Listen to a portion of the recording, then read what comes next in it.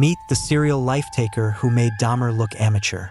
Donald Pee Wee Gaskins, a 5 feet 4 inches monster who butchered over 100 victims while neighbors called him harmless. His signature move, turning murder into sick performance art. Wait until you hear what he did to his own niece and why prison guards begged for his execution. This isn't true crime, it's pure evil. In the steaming guts of South Carolina's forgotten dirt roads, where the air smells like rot and blood feels like sweat, a child entered this world already marked for damnation.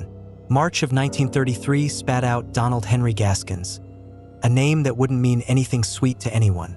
Born 6 weeks too soon and breathing like the wind didn't want him alive, he was never swaddled in love, never kissed or coddled. They called him Junior, not Donald, like he wasn't a real person, just a leftover mistake no one had time for. His mother, a bitter woman named Yulia Parrott, saw him less as a son and more like a reminder of everything she hated. His father was a ghost, a forgotten sin, a name not worth remembering. Donald didn't cry because crying earned you a slap. Hunger didn't mean you got food, it meant you got ignored. He learned the rules early. You hurt or you got hurt, and by the time he could say his name, he had already picked a side. By the age of 5, Donald Henry Gaskins had become a creature forged by starvation, loneliness, and beatings. He didn't just grow up wild, he festered. He'd sleep beneath porches like a stray animal, snatch food from trash bins, and stare at people with those blinking, dead eyes. The moment he stopped crying was the moment something twisted in him and never came undone. Animals became his first experiments. He didn't unalive because he was angry. He unalived because he wanted to watch the light leave their eyes. He wanted to see the moment pain turned into silence. At 11, he dropped out of school and joined up with other boys the world had thrown away. They called themselves a gang, but they were just misfits with a taste for violence. They robbed, assaulted, threatened. Gaskins never wanted money. He wanted fear. That was his currency. But Donald Gaskins was small. Even fully grown, he was only 5'4" with a bony frame and a smile that looked like it had secrets. People laughed at him, and each chuckle was a wound. He learned quickly, if you can't be big, be terrifying. At 15, he proved his point by splitting another boy's head open. It was during a robbery, and the kid barely survived. That bought Gaskins a one-way trip to reform school. There, in the dark cement hell of that institution, Donald Henry Gaskins met true pain. The predators there were older, stronger, and unrelenting. He was beaten and humiliated. But what emerged from that reformatory was not a boy. It was something else. A thing with a quiet vow echoing in his skull.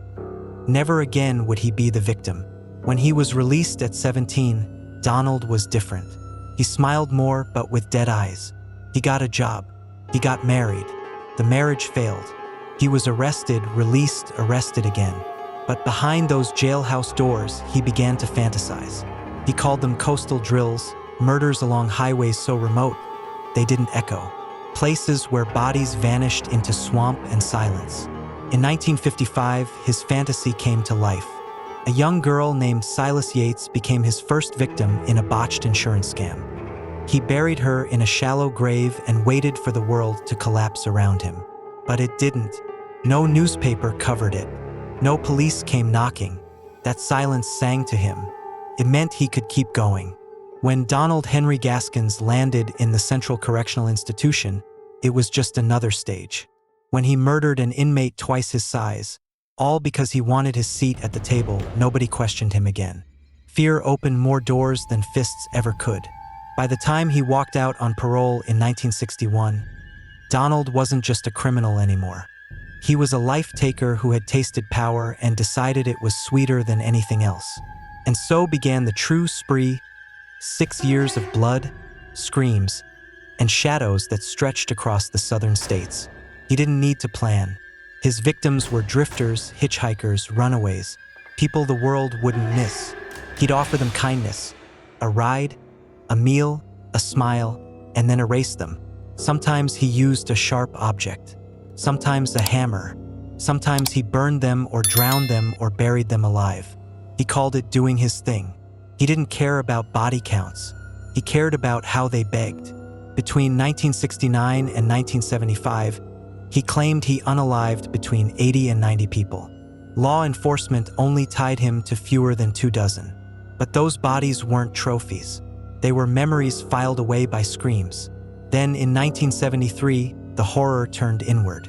He murdered his niece, Janice Kirby, and her teenage friend.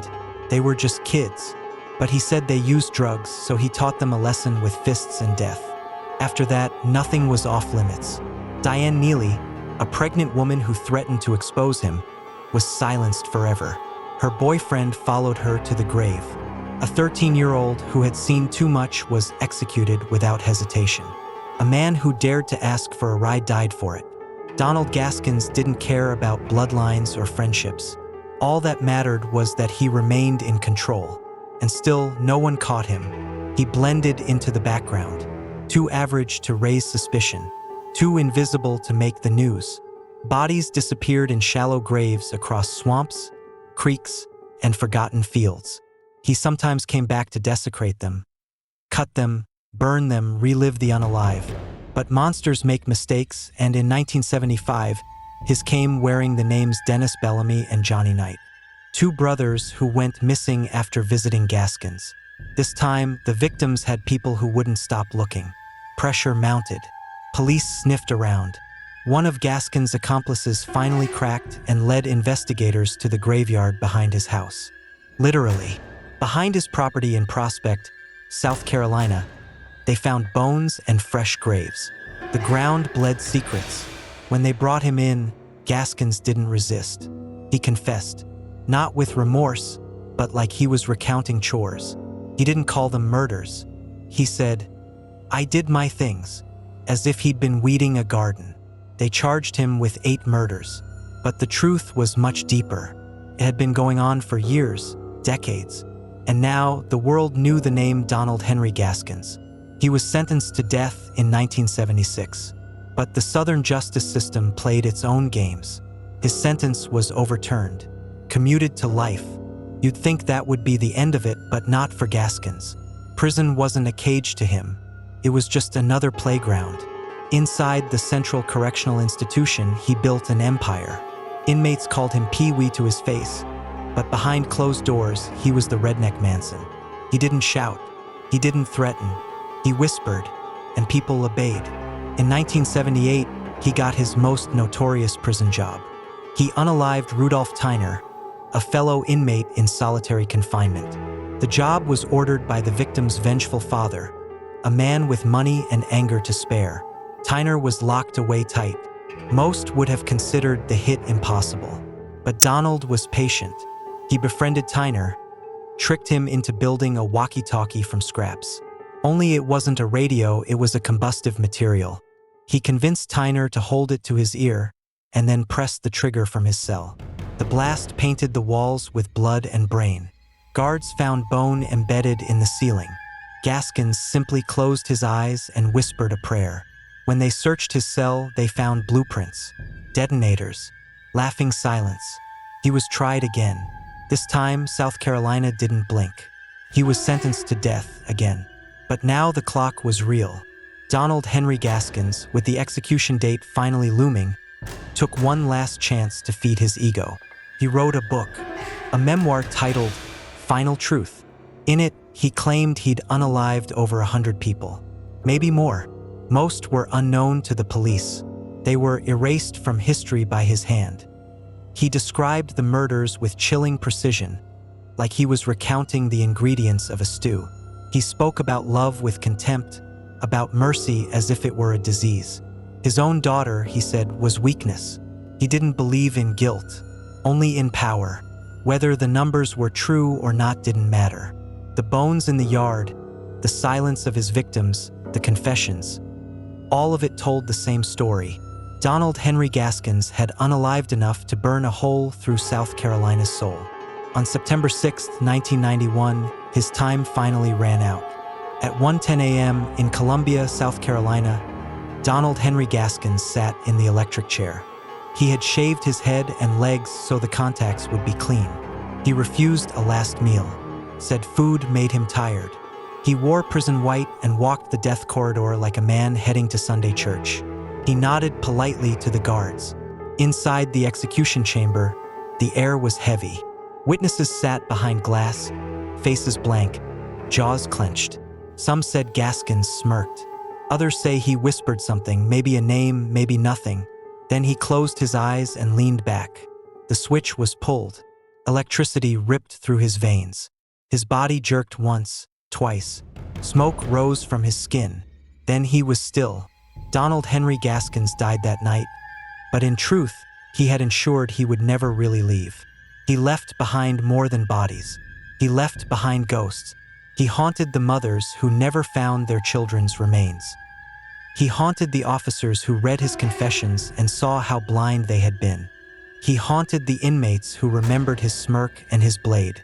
And he haunted a state that liked to believe in porch swings, sweet tea, and Sunday grace.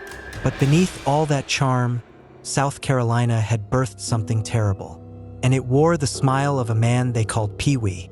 Was Donald Henry Gaskins a product of his environment or a pure manifestation of evil? Do you think his full victim count will ever truly be known? How did a man so small command such fear inside and outside prison walls? Share your thoughts in the comments. And if you want more deep dives into the darkest minds in history, subscribe now.